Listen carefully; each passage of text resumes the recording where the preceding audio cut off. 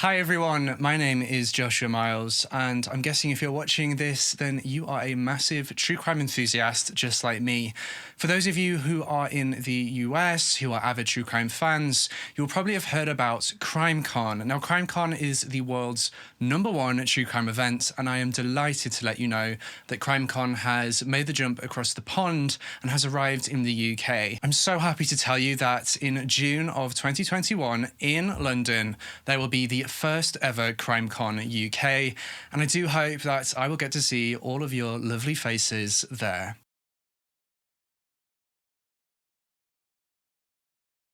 The nation's railroads become the conduit of a killer. He strikes at random, then disappears. Recurring clues tell police they face the worst predator of all, a ritual serial killer. He's cunning, deadly, and on the move. But the authorities are determined to stop him in his tracks.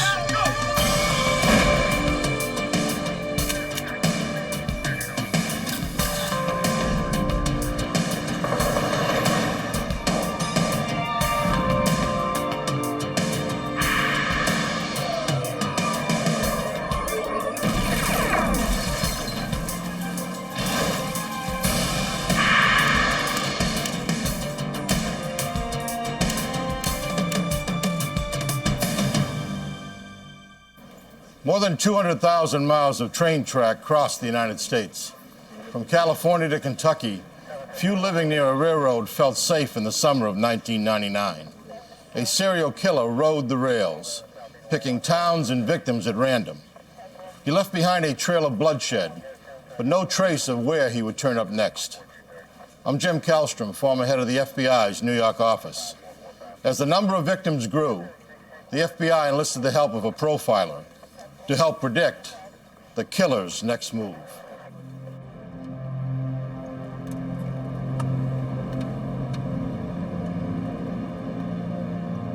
On December 17, 1998, in West University Place, Texas, a young woman called the police from outside the house of a friend she worked with. She was worried about her.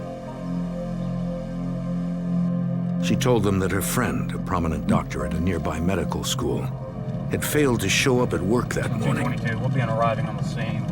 Look, here they are. According to her colleague, this was completely out of character. She had not responded to phone calls to the house all day, nor had she answered her door. When we hung up, everything was fine. She said she'd see me tomorrow, and nothing out of the ordinary, and that was yesterday. The colleague was sure that something was wrong. So much for coming. It's just not like her to do this. I'm just very concerned about The it. doors and windows of the house were locked. From the outside, everything seemed normal. It's just not like her to miss an important paper, an important day like this. The officers found that the garage door was unlocked. And inside, the door to the house, wide open. Jewelry on the floor suggested a robbery.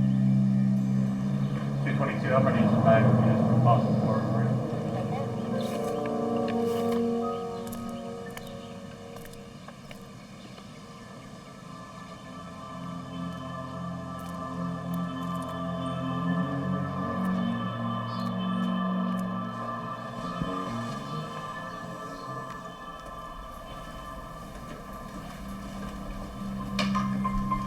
The house had been ransacked. The officers moved cautiously. An intruder could still be inside.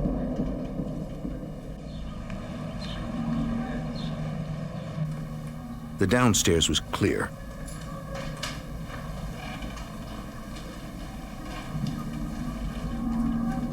But a trail of clothes led to the second floor.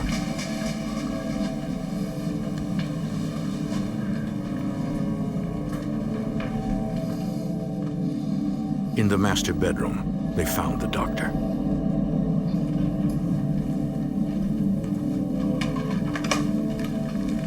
She had been brutally murdered.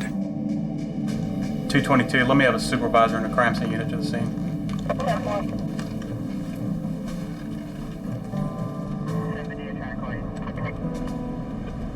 Detective Kenneth Maha responded to the scene. Though a 10-year veteran of the department, he was surprised by the report of a homicide. West University Place, just a small little suburb, 2.2 square miles, right in the middle of Houston, largely residential and an affluent community.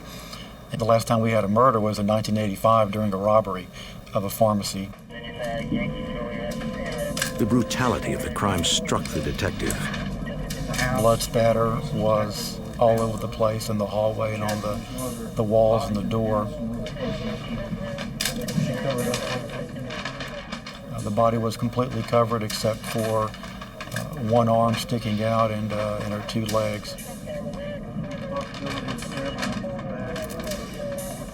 There was a large butcher knife that was near the body, laying on a pillow.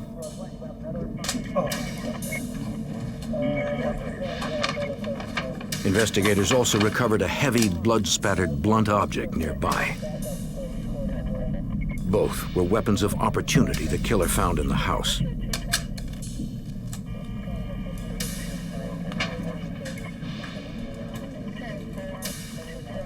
Police contacted the doctor's husband and learned he had taken the couple's 2 children out of town to visit relatives before Christmas.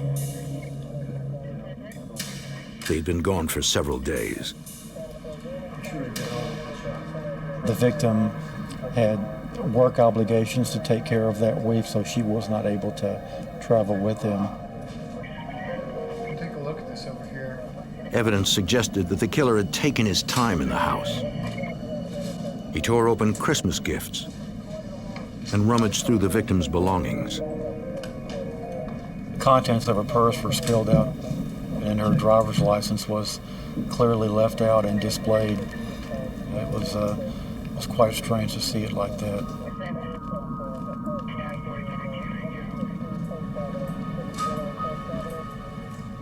In the kitchen, the detective found partially eaten fruit. Possibly more evidence the killer had lingered in the house.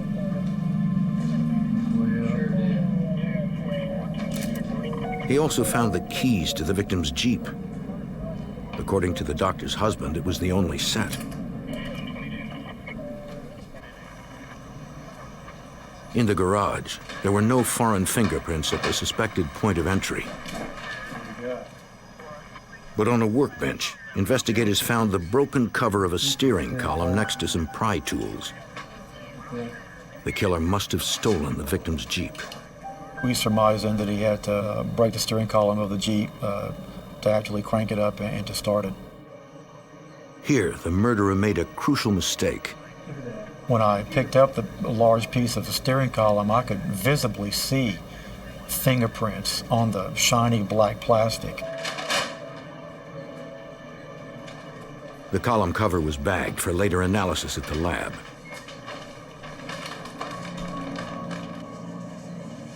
At autopsy, the medical examiner determined cause of death: multiple stab wounds and blunt force trauma to the head. The victim had been sexually assaulted.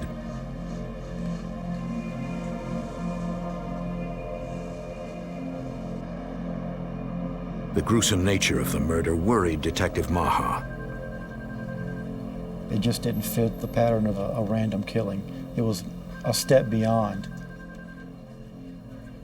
Investigators knew that killers like this usually don't strike only once. 2 days later, and 200 miles away, San Antonio police found an abandoned Jeep in a motel parking lot. The plates were traced to West University Place. It belonged to the doctor. The plastic cover of the steering column was missing.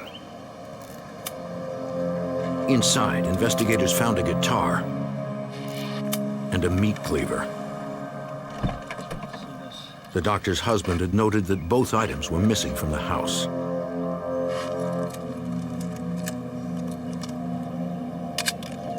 someone had hotwired the Jeep in a hurry.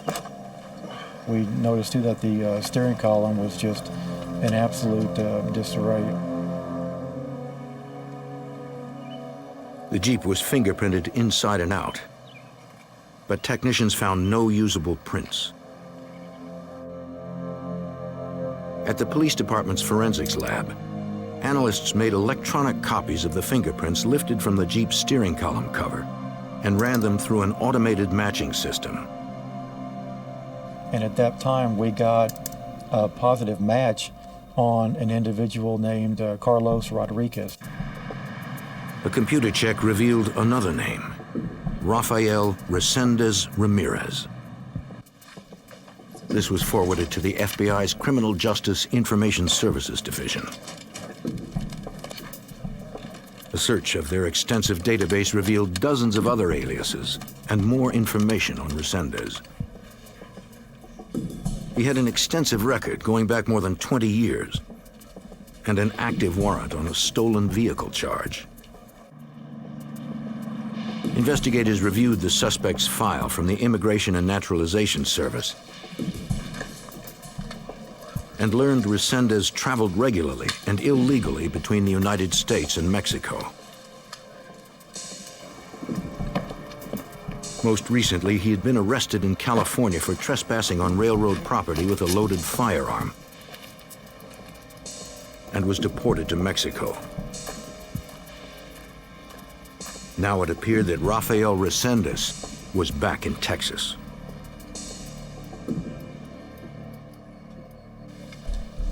His transient lifestyle would make him difficult to find. Detective Maha searched the suspect's records for a place to start and found the name of the fugitive's sister. She lived in Albuquerque, New Mexico. Good afternoon. In a prearranged phone conference, Maha spoke with her at the Albuquerque Police Department. We'd be able to get some things, some information about your brother, if that'd be all right. She wasn't able to tell me a whole lot about current activity of her brother. She did not have much contact with him. She did mention that he would sometimes drift through Albuquerque, stay with her for a few days, and then just disappear. Detective Maha asked her to call if she heard from her brother. And I think there was a little bit of anger and resentment on her part at having to be involved with it. She really didn't want to be associated with him, if indeed he was a real killer as we thought that he was. Authorities also asked the public for help. They distributed wanted posters along the train routes Resendez was known to use. Dozens of tips turned up nothing.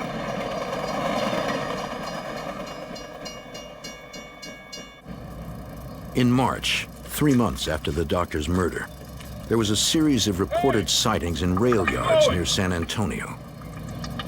Sector 1, this is Sector 2. I've got Resendez had traveled 200 miles west. Each time, he fled before police could respond.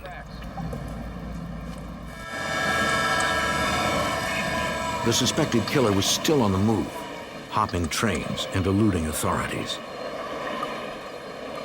With thousands of miles of train tracks to choose from, Rafael Resendez could be anywhere.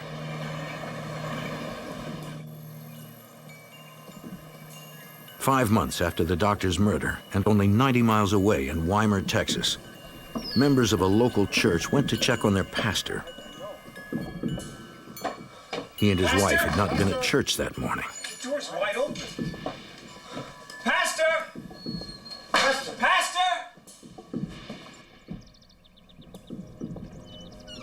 The couple was found, murdered in their own bed.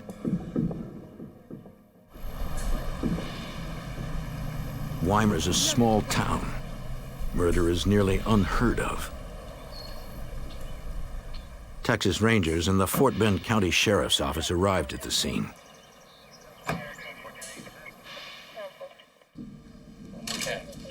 The preacher and his wife had been bludgeoned to death with a sledgehammer, a weapon of opportunity taken from their garage. The coroner set time of death at 24 to 36 hours earlier. The couple had been murdered late Friday or early Saturday morning. No defensive wounds either one of them had. Money and valuables lay in plain sight. Robbery was clearly not the motive.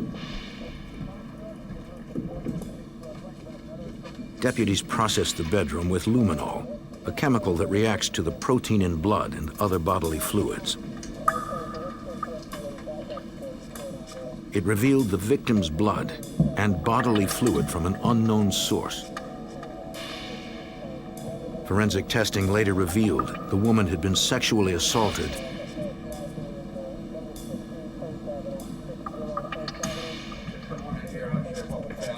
It appeared that after the murders, the killer had lingered at the crime scene.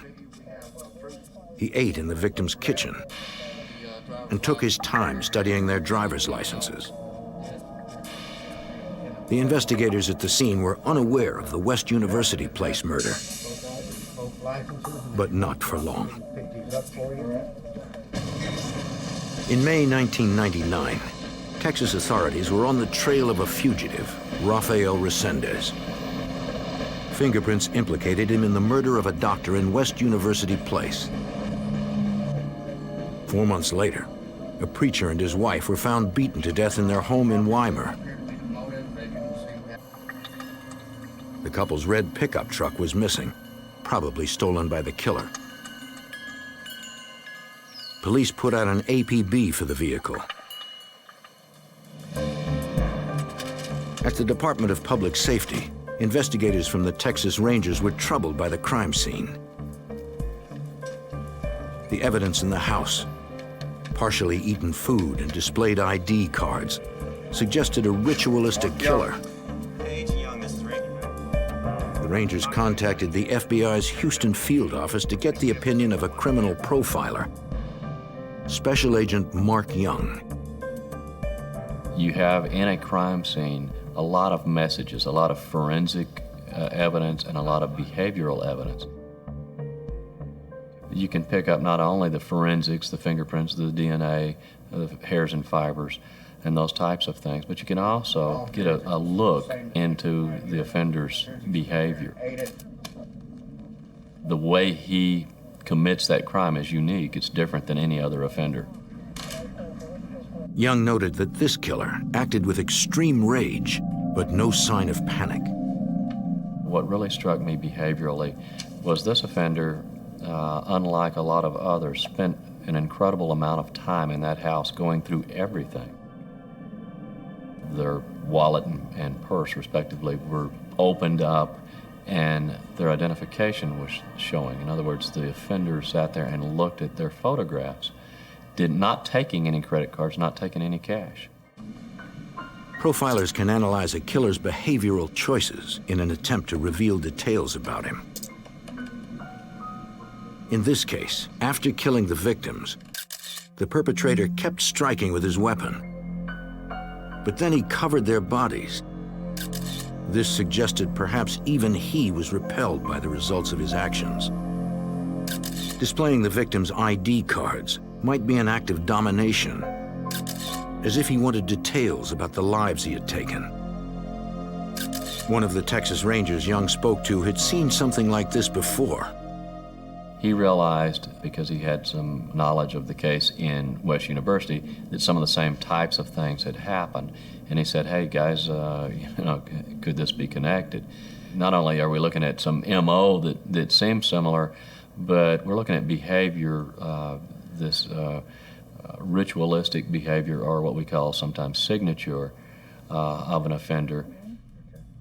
If there was a connection between the two cases, the forensics lab would find it. One of the advantages we had is that we had forensic evidence in both places. We had fingerprints and DNA evidence in the West University case. We also had DNA evidence at the Weimar location.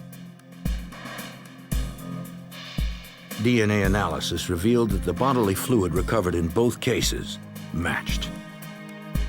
The same man sexually assaulted both women.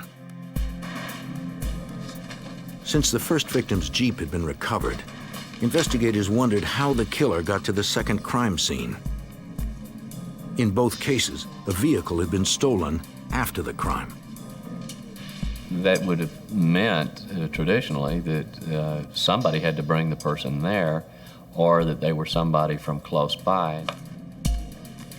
Young studied the case file of suspect Rafael Resendez. There was information already in that fugitive investigation indicating that Resendez got around by train. According to the file, there were train tracks 50 yards from the doctor's house in West University Place. We turned around and looked. There's a train track immediately across the street from the Weimar location. With the two cases directly connected, investigators believed Rafael Resendez was a ritual serial killer. The manner that he did these crimes is somewhat evolutionary. You don't just wake up one day and boom, get involved in that type of crime. It's something that you've practiced, you've built up to, and you've done before. And he's not going to stop all of a sudden either. They feared Resendez was using stolen vehicles and the railroads to find his next victim.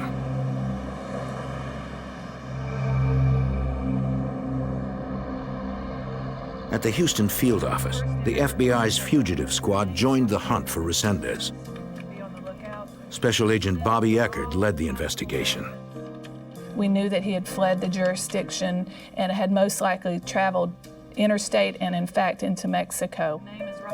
Because Resendez had likely left Texas, they obtained an unlawful flight to avoid prosecution warrant. It would allow the FBI to add its federal resources to the hunt. The first thing that we wanted to do is to find out everything that we possibly could about Resendez. We knew that he had been arrested over 13 times. I immediately started getting all the prison record pin packets so that I could identify not only relatives but associates, determine his patterns. All the interviews revealed to us that this was a man who was not well known by anybody. His family had not really had a lot of contact with him since he left home at 12 years of age and moved to Acapulco and eventually to Florida. With little to go on, criminal profiler Mark Young tried to unlock the drifter's past to predict his next move. He forwarded details of both cases to analysts at the FBI's Violent Criminal Apprehension Program. VICAP analysts use sophisticated databases to identify similar unsolved cases. Immediately, they were able to return to me a case in Lexington, Kentucky. A Hispanic male had assaulted a college student and murdered her boyfriend.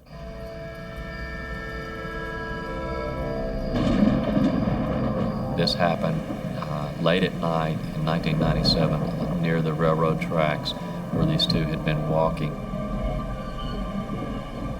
The male was killed by his skull being crushed by a rock, and the female was sexually assaulted. She was also physically assaulted, pretty severe injuries.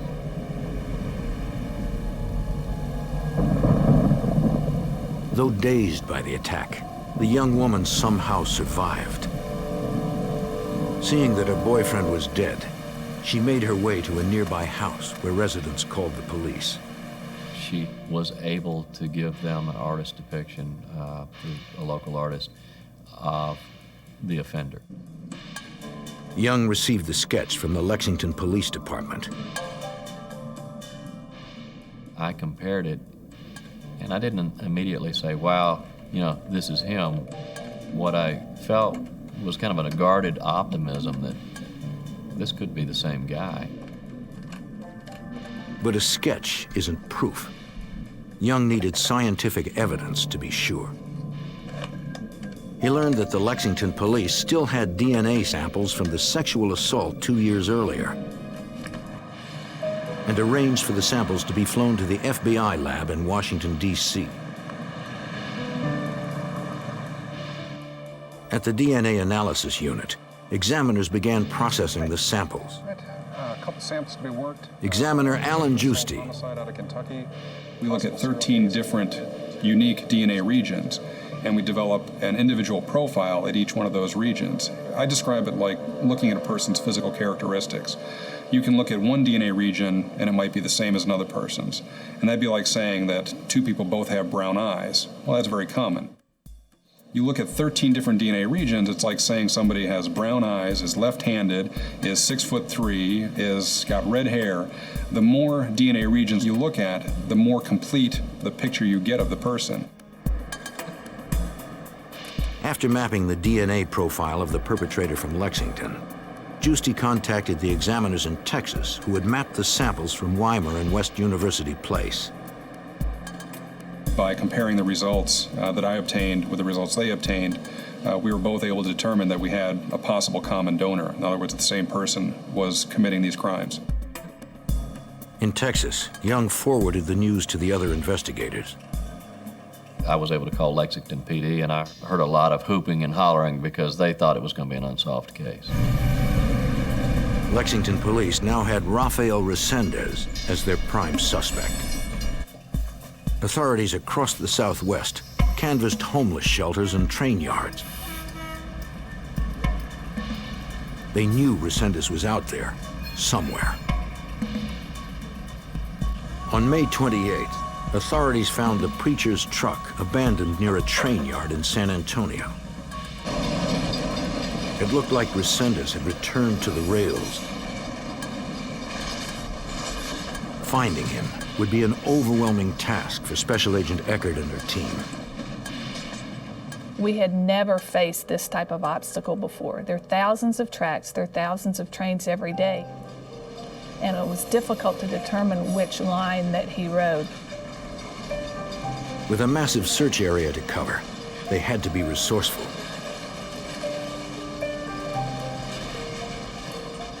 One way we handled this is we developed a small wanted poster that we gave to the people that frequently rode the railroads. In train yards across the nation, locals were advised to be on the lookout for Rafael Resendez. If they spotted him, they should call the FBI fugitive squad immediately. When we received these calls, we would contact the railroad police. They would pull the person off the train and identify them. Agents and railroad police responded to hundreds of sightings.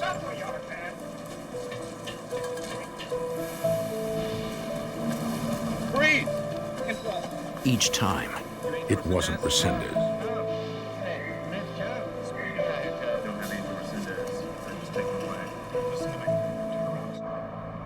The FBI's best lead was the fugitive's sister in New Mexico.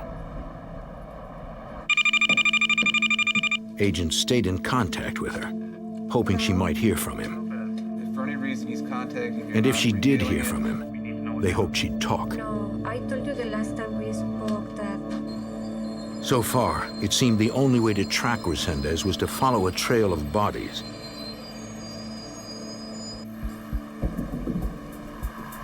On June 4th, 1999, a Fayette County, Texas woman stopped by her mother's house to check on her. The 73-year-old widow lived alone. The house had been ransacked. Mom? There was no sign of her mother. Mom? As she searched each room, her panic rose. Mother! Then, in the bedroom, she found her mother's body. The elderly woman had been bludgeoned to death. In 1999, agents were on the trail of Rafael Resendez, linked to 4 murders in Texas and Kentucky. As his notoriety grew, the press dubbed him the Railroad Killer. Now, an elderly widow had been murdered in rural Fayette County, Texas. Like the other victims, she lived near a railroad. The gruesome crime looked like the work of Rafael Resendez, according to FBI Special Agent Mark Young. When you looked at that real brutal style of murder, you felt like, yeah, we got to be dealing with the same guy, because she was covered similarly. There were jewelry boxes that had been opened up in other rooms. Things had been opened and gone through, and there were items taken. It was a familiar and disturbing pattern. Cash and jewelry had been left behind. Instead, the killer stole trinkets and personal items, as if taking souvenirs. Fingerprints in the laundry room indicated the killer had broken in through a rear window. The print was later matched to Resendez. After slaying his victim, he was in no rush to leave. Not only did he go around to all of the rooms, take certain items, and spend an inordinate amount of time, he went and had some fruit and some bread, which was a thing that we had seen a number of times. I take that to be more of a signature showing that I totally own and dominate this individual and their belongings, more than I'm hungry and I need something to eat. Two distinctive clues at the Fayette County scene seemed intended as a message to investigators. A newspaper had been placed on the sofa, open to an article about the recovery of the preacher's stolen vehicle. In a guest bedroom, they found a toy train. It had been recently unpacked and set up on the bed. It seemed the railroad killer was taunting the authorities. A canine unit followed his scent to the train tracks. From there, the trail went cold.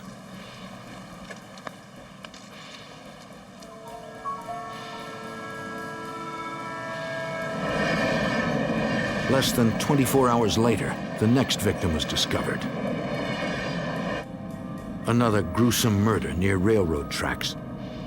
This one 95 miles from Fayette County. I got a call in regard to a crime scene in Houston that was being assessed by the Houston Police Department. They were noticing some similarities. A 26-year-old school teacher was found sexually assaulted and bludgeoned to death in her bedroom. Her driver's license had been removed from her wallet and displayed on a table. Like the other victims, she lived near railroad tracks. The teacher's car, a white Honda sedan, had been stolen. Later DNA analysis confirmed Resendez had assaulted the woman. Now he was killing at a much faster pace. One of the concerns we did have was that this guy was going to evolve into what we call a spree killer. A lot of times in the past, we've had serial killers, Ted Bundy, for instance, that the pressure got so great that they went into a spree mode, and that is they began to kill a number of victims with really no cooling off period. With his last two victims killed in a 24-hour period, it appeared Resendez had made the shift to spree killer. 2014, three-step protection on the conductor. Step in, air and brake, go out. On June 6th, a rail yard worker spotted the fugitive in Flatonia, Texas, halfway between Houston and San Antonio. 2014, we have a trespasser on premises. Call Central Dispatch, running He westbound. immediately notified local police and the FBI. 2014, we got an emergency situation. Male Hispanic, westbound. Once again, Resendez slipped away. Okay, guys, we've got some additional information. At the Houston FBI field office, Operation Train Stop was created. Now investigators from more than 30 agencies were assigned exclusively to the case. You'll remember we got involved. Special Agent Bobby Eckert was part of the operation that was comprised of two basic squads. You had the one squad that was the serial homicide investigators that were looking into the various homicides, developing evidence of crimes. Then the other side was the fugitive investigators that their sole purpose was to locate, apprehend, and arrest Resendez. The fugitive squad looked for patterns in the suspect's past. We were able to determine that he followed the crops throughout the United States. In Washington State, he followed the avocado route. In Florida, he would be involved in the citrus crops. In Kentucky and North Carolina, he would pick tobacco. After identifying farm work sites and addresses of friends and family, agents would try to eliminate these comfort zones. And you go everywhere that you can possibly think of that the fugitive might show up. By going there, by law enforcement presence in those places, people aren't willing to help out the fugitive anymore.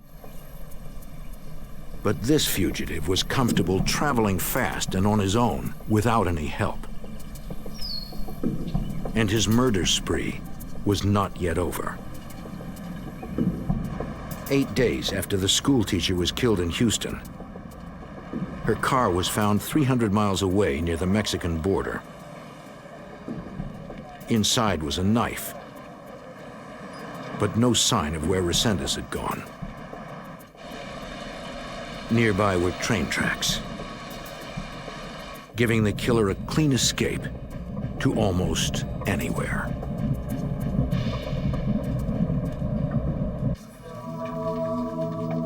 In 1999, more than 30 law enforcement agencies hunted for Rafael Resendez, known as the Railroad Killer. Whenever a new crime appeared to be the work of the killer, Special Agent Mark Young investigated. I was getting hundreds of calls from departments around the country wanting me to listen to their stories about their crimes and determine whether the cases might be linked. On June 15th, the bodies of a 51-year-old woman and her father were discovered in their home in rural Gorham, Illinois. The local sheriff's office believed Resendez was involved and called Mark Young. Sexual assault apparently took place. As soon as we walked onto the scene, we could have been in one of our crime scenes in Texas. The double rail tracks were right behind the older man's residence. The killer broke in through a back window. He used a weapon of opportunity, a shotgun he found in the home. He stole a few trinkets and ate the victim's food.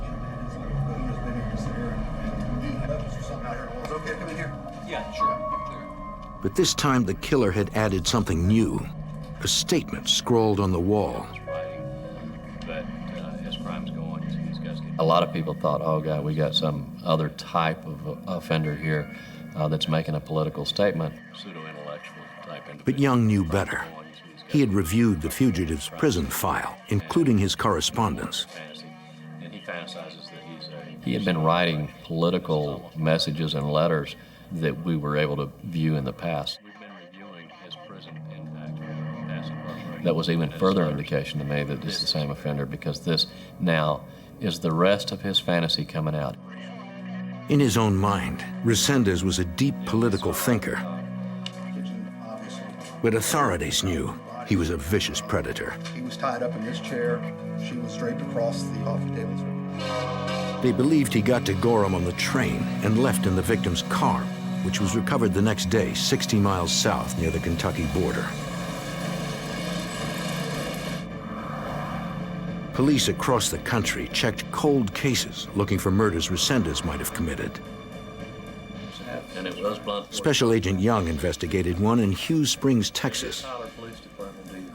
In October of 1998, a woman had been beaten to death with an antique flat iron. Though unsolved, the murder had been thoroughly investigated and documented. And I felt like there was a good possibility that Resendez was responsible for that case too. Didn't you tell me? We had blunt force trauma. She was an elderly victim. She was not sexually assaulted, but she was covered in a similar fashion. And in looking at his crime scene photography, I see where her identification had been placed up as if the offender looked at it. Because it happened at home. Because the spree killer could be anywhere, the FBI placed Rafael Resendez on their 10 most wanted fugitives list. His mugshots were posted with 30 different aliases. Special Agent Bobby Eckert hoped it might shake new leads free.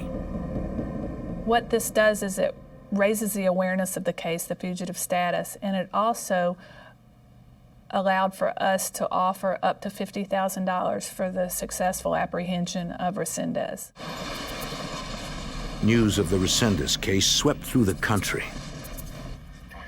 On heightened alert, agents and police searched hundreds of freight trains and train yards. It was as if Resendez had disappeared. Don Clark, then special agent in charge of the Houston field office, held press conferences to help spread the word. But he was candid about the case's difficulty. It's a very complex investigation. It's one like many of us have never been involved with before. We are dealing with a lot of unknowns here. We're dealing with a lot of pieces of information, and it's a very difficult investigation for all of the agencies. The story led news broadcasts nationwide. And with 8 victims now dead, the public was terrified. 8 is more than enough, many more than enough. 1 is more than enough. And that's all that I can assure the public, is that law enforcement is working together to try and get this person out of the street. The fugitive was deceptively smart and incredibly dangerous. He could move across the country easily and slip across the border at will. What we were trying to let people know was this is not some railroad hobo or bum that doesn't have any sense traveling around. This is a guy with a good IQ that knew how to evade law enforcement, that we needed a lot of assistance in capturing. This is a guy that was attacking innocent people in their sleep, and there was nobody really safe. The reward for the fugitive's capture climbed to $125,000. Calls came in from all over the country. I'd like to, thank you. In late June, Resendez was spotted at a homeless shelter in Louisville, Kentucky.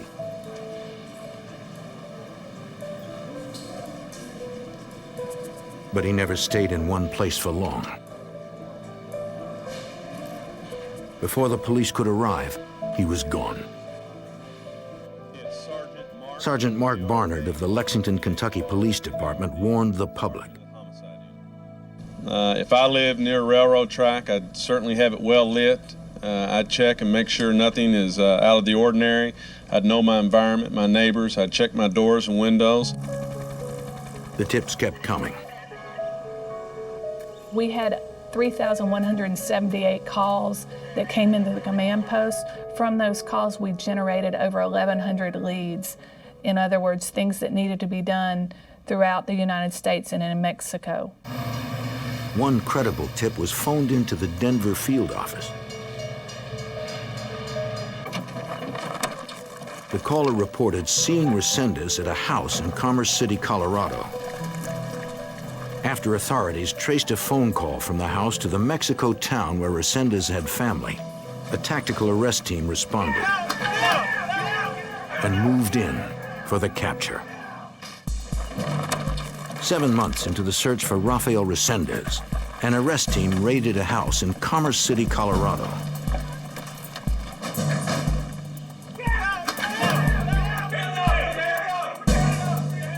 They secured the occupants and searched the house. But Resendez was nowhere to be found.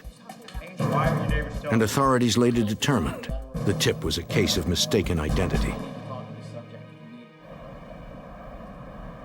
Texas Rangers and the FBI agents kept in contact with the fugitive's sister in New Mexico. She assured them that she had not heard from her brother, but promised that if he called, she would contact them. I'd like to take a look at these photographs. But at the FBI command post in Houston, The next big lead concerned a relative no one knew about before. Agents learned Resendez had a wife in Mexico. Special Agent Bobby Eckert followed up on the surprising new lead. The command post became aware that he had a common-law wife because she was interviewed by Mexican media. And a local station got a copy of that interview and aired it locally. At that point, we brought his wife to Houston for a 2-day interview. Authorities needed to know as much as they could about Resendez, his patterns, and the places he had stayed. And did he write you all the time?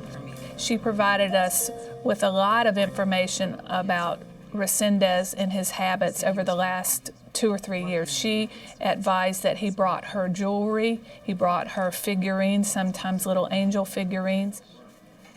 He brought her a guitar. I knew that a lot of these items had been stolen from crime scenes, and it in fact turned out that these items were linked to the homicides.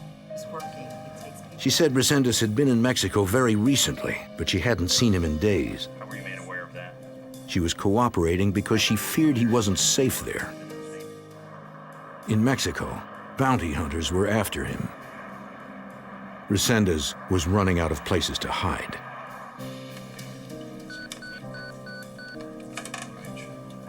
On July 10th, 1999, investigators received a phone page from Albuquerque. It was the fugitive's sister. Yes, I'm returning your call. She needed to talk to authorities. Okay, we're on our way. According to Special Agent Mark Young. There were relatives in Mexico that were being approached by law enforcement, by bounty hunters, by curiosity seekers. Lopez, thank you for the page. Can you tell There me were about people what's that going on? really didn't care how they got him across. You know, dead or alive, I want the reward money. Did he say where he She said her brother had called her. unarmed and alone? She did not want him to be harmed. Law enforcement told her that we could effect a safe surrender for him, and we would agreed to treat him humanely and get him in custody to resolve this thing. On July 12, 1999, Rafael Resendez agreed to turn himself in to a Texas Ranger at a small border crossing. Mendez, hands on your head. Respecting his sister's wishes, authorities agreed to let him walk across and to take him in with a minimal arrest team. One of the most vicious serial killers in the nation's history was taken into custody quietly and without incident. In follow-up interviews with Mark Young, Resendez would confess to a total of 13 murders, 4 of them not yet connected to him by authorities. He could recall in incredible detail crimes that occurred several years before. After discussions with him, I would contact the jurisdictions that had primary control of the investigations that he was referring to.